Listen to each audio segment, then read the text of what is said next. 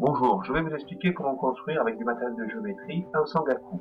Un sangaku est une énigme de géométrie originaire du Japon. Je vais vous présenter une des plus connues qui date de 1824, qui est la suivante. Donc si je prends deux cercles de rayons différents, que ces cercles se touchent, eh bien il existe une formule. Il existe une formule qui nous dit que voilà, la distance AB au carré est égale à 4 fois le produit des deux rayons. Donc dans un premier temps, pour cette vidéo, on ne va pas démontrer cette formule, on va seulement faire une construction géométrique de cette figure. On va voir comment on peut la construire concrètement sur un exemple. On va vérifier si sur cet exemple la formule fonctionne bien. Alors c'est pas parce que la formule va fonctionner sur un exemple que ça veut dire que cette expression est vraie, mais en tout cas, ce dont on est sûr, c'est que si la formule ne marche pas sur un cas particulier, c'est que la formule n'est pas bonne. Si elle marche, ça ne veut pas dire que la formule est bonne, mais ça veut dire qu'on est en marche vers la vérité. D'accord ? Le fait de faire un cas particulier nous permet de vérifier tout de suite si déjà ça peut marcher dans ce cas particulier ou pas. Donc le cas particulier qu'on va utiliser est le suivant, c'est-à-dire un cercle de rayon 2 cm, un autre cercle de rayon 6 cm. Donc si j'applique la formule précédente, je vais donc avoir AB au carré égale 4 fois le produit des deux rayons, hein, premier rayon 2, deuxième 6 cm, donc j'obtiens 48, c'est-à-dire qu'au final AB est égal à racine carrée de 48, c'est-à-dire autour de 6,9 cm. Donc si je fais ma construction comme il faut, je dois arriver au final à une distance AB qui est égale à 6,9 cm. Alors, comment je vais faire? On va voir, dans un premier temps, donc je vais prendre ma règle pour tout simplement tracer une droite. Je prends ma règle pour ici tracer donc une droite. Je trace une droite avec ma règle. Ensuite, je vais tracer donc une perpendiculaire à cette droite. Donc je vais utiliser mon équerre. Voilà, j'ai ici mon équerre et je vais tracer une perpendiculaire à cette droite ici. Voilà. Donc j'ai tracé, voilà, la perpendiculaire à cette droite. Je utilise ma règle pour faire donc, je veux faire un cercle de rayon 2 cm. Donc je cale ma règle comme il faut, voilà, pour avoir 2 cm. Voilà. J'ai ici, voilà, j'ai calé. Donc j'ai bien, on peut vérifier, voilà, 2 cm. Donc je vais prendre mon compas, je vais mettre ici, voilà, la pointe de mon compas, ici, et je vais tracer mon cercle de rayon 2 cm. Voilà mon cercle de rayon 2 cm. Donc dans ce cas-là, ce qu'il faut se rendre compte, c'est que le cercle que j'ai tracé donc a pour rayon donc 2 cm. Alors on va reprendre par contre la règle pour déterminer, j'ai oublié de marquer le centre, hein, puisque alors on va pas prendre celle-là, on va prendre celle-là. Donc je vais prendre ici, donc repositionner la règle pour avoir mon centre, parce que je n'avais pas mon centre, ici, voilà, 2 cm, je dois être à 2 cm, c'est-à-dire je vais donc être ici, voilà. Donc ici, j'ai oméga 1, mon cercle de rayon 2 cm et de centre oméga 1. Donc ici, j'ai le point A.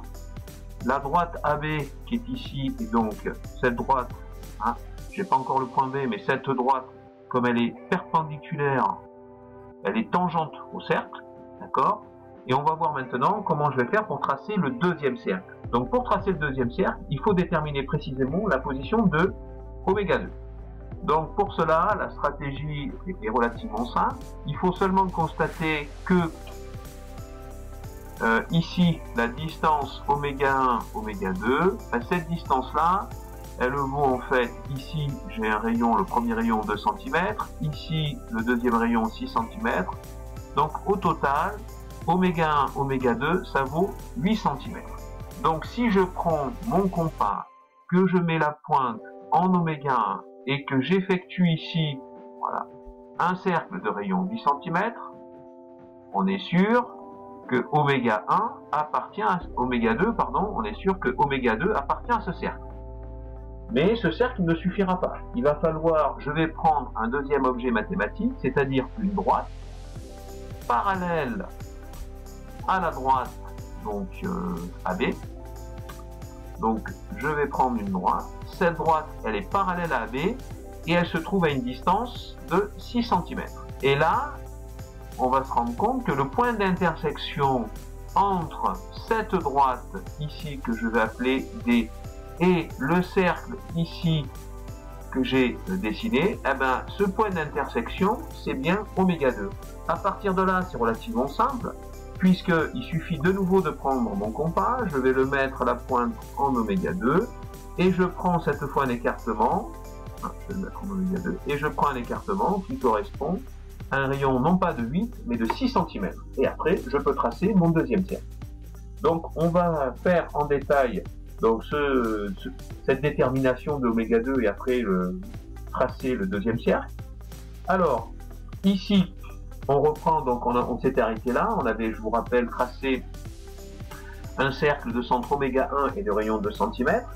Alors, je vais tracer maintenant mon cercle de centre oméga 1 et de rayon 8 cm. Donc, j'ai toujours besoin, encore une fois, de ma règle. Donc je vais prendre ma règle, je vais prendre ici donc mon compas et je vais prendre un écartement qui correspond à 8 cm. Donc je vais mettre pour un écartement qui correspond à 8 cm. Voilà. Alors ici, un écartement qui va correspondre à 8 cm, c'est-à-dire à peu près, ça correspond au nombre ici 349. Donc je vais déplacer ici donc mon compas, je vais mettre la pointe en oméga 1, donc je prends un écartement de 300 qui est équivalent à 349, qui va faire donc 8 cm, voilà, et donc ici j'ai bien un cercle de centre oméga 1 et de rayon 8 cm, d'accord. Je vais maintenant tracer la parallèle à cette droite, je vais tracer la parallèle donc à ma droite ici, là. Je vais tracer une parallèle à cette droite-là, distante de 6 cm. Donc pour cela, qu'est-ce que je fais? Encore une fois, je prends ma règle, j'ai déjà la perpendiculaire. Donc je vais prendre ma règle, je vais la positionner, voilà, pour pouvoir mesurer donc 6 cm. Donc je la positionne correctement pour pouvoir mesurer donc 6 cm. Voilà. Et donc, j'ai ici mes 6 cm. D'accord. J'ai ici mes 6 cm. Je démarque le stylo. 6 cm. À partir de là, bien, je prends donc mon équerre. Je prends mon équerre. Là, pareil, je la positionne comme il faut.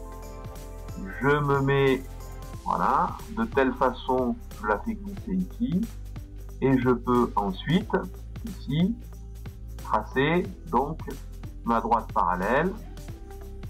Donc je vais tracer donc ma parallèle, voilà, je peux ainsi tracer ma parallèle.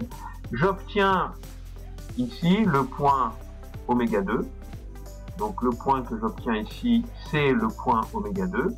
Donc je n'ai plus qu'à prendre mon compas, je me mets en oméga 2,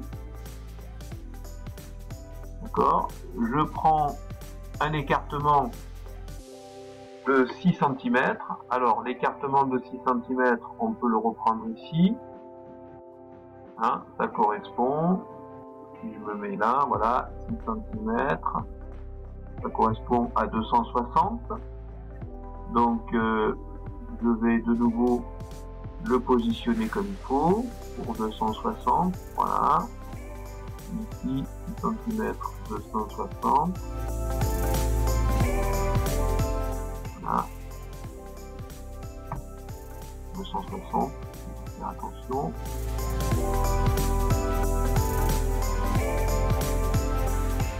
voilà, voilà, Ensuite, donc je trace, j'ai plus qu'à tracer mon cercle, et voilà. Voilà mon deuxième cercle tangent. D'accord? Alors, partant de là, ben, je vais pouvoir déterminer grâce à ma deuxième règle ici. Donc je mesure l'équivalent de 6,9.